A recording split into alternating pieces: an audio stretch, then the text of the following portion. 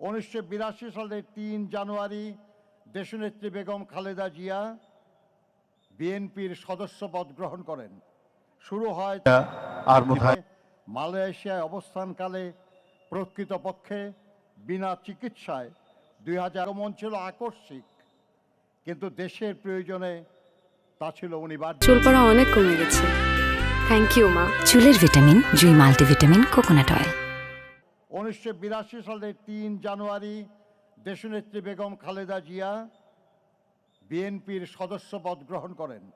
শুরু হয় বৃন্দ, ব্যক্তিবর্গ এখানে উপস্থিত হয়েছেন, রাজনৈতিক উপদেষ্টা মণ্ডলীর সদস্যবৃন্দ, ব্যক্তিবর্গ এখানে উপস্থিত হয়েছেন, উপদেষ্টা মণ্ডলীর সদস্যবৃন্দ, বিভিন্ন রাজনৈতিক দল, নানা শ্রেণী পেশার মানুষ এখানে হয়েও দলের গঠনতন্ত্র সমুন্নত রেখেও তিনি দলের দীর্ঘ 9 বছর স্বৈরাচারী এরশাদের বিরুদ্ধে অবিরাম লড়াই করে 1991 সালে অবাধ সুষ্ঠু নির্বাচনের মাধ্যমে বিএনপিকে পুনরায় রাষ্ট্র ক্ষমতায় অধিষ্ঠিত করেন। তিনি জাতির কাছে তিনি